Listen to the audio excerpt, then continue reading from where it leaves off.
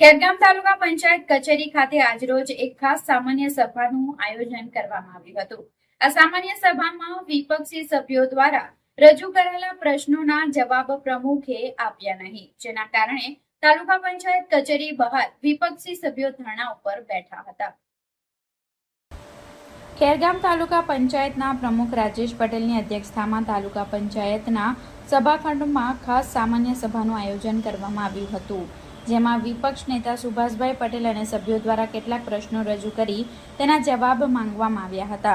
જોકે પ્રમુખે આ પ્રશ્નોના જવાબ આપવા યોગ્ય ન માની ખાસ સામાન્ય સભાને પૂર્ણ કરી ચાલતી પકડી હતી, જેથી વિપક્ષ નેતા સુભાષભાઈ પટેલ સહિત વિપક્ષી સભ્યો તાલુકા પંચાયતના દરવાજા પાસે ધરણા પર બેસી જતા થોડા સમય માટે તાલુકા પંચાયત કચેરી ખાતે ઉહાપોહ મચી ગયો હતો। જોકે તાલુકા વિકાસ અધિકારીએ આ વિપક્ષી સભ્યોને સમજાવવાના પ્રયત્નો કર્યો હતો, પરંતુ વિપક્ષી સભ્યો માન્યા ન હતા। ત્યારે વિપક્ષ નેતા સુભાષભાઈ પટેલે જણાવ્યું કે તેમના દ્વારા કેટલાક કામો અંગે પ્રશ્નો પૂછવામાં આવ્યા હતા, જેમાં ભ્રષ્ટાચાર થયો હોય, જેથી તેઓ પ્રશ્નનો જવાબ આપવાથી ભાગી રહ્યા હતા।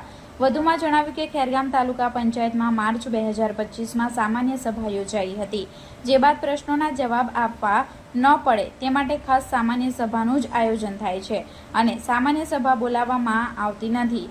બીજી તરફ તાલુકા પંચાયતના પ્રમુખ રાજેશ પટેલે જણાવ્યું કે ખાસ સામાન્ય સભા હોય, જેમાં વિપક્ષી સભ્યો દ્વારા પૂછવામાં આવેલા પ્રશ્નો એજન્ડામાં ન હોય, તેમ છતાં તેમને મારી ચેમ્બરમાં આવીને પ્રશ્નોના જવાબ લઈ જવા જણાવ્યું હતું, પરંતુ હવે ચૂંટણી આવી રહી છે ત્યારે તેઓ માત્ર દેખાડો કરી રહ્યા છે।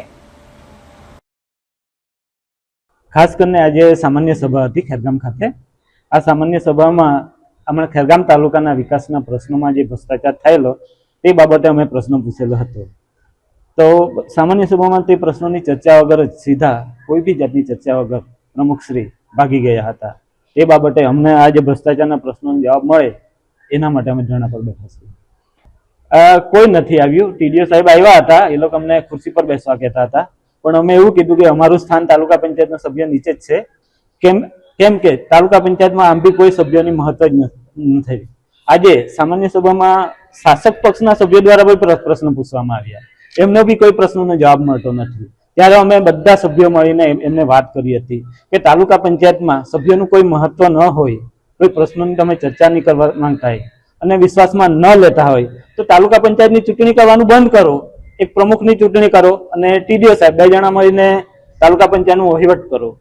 એ રીતના વારંવાર આજે 5 વર્ષ સુધી એ લોકો તાલુકા પંચાયતને કોઈ બી જાતના સભ્યોને મહત્વ આપતા નથી।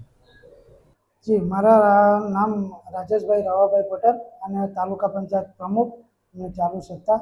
અમને આજે અમારી એક સભા હતી, એમને પેલું અમારી જે 2 જ પ્રશ્ન હતો કે પેલું જે કામગીરી આગલી હતી એમનું જે કામ લીધેલા એ તમારે જે લેવાના હતા એ તમને બતાવવા માટે અમને સભા મિટિંગ લીધેલી હતી ને એ અમે પૂર્ણ કરી અને પછી એ લોકો એક કામગીરીની કંઈ યાદી માંગતા હતા કંઈ, ને એ યાદી અમે કીધું છે કે તમે મારા ચેમ્બરમાં આવો, હું તમને આપી દઉં છું, અને તો બી નીચે પછી ધારણા પર બેસી ગયા છે।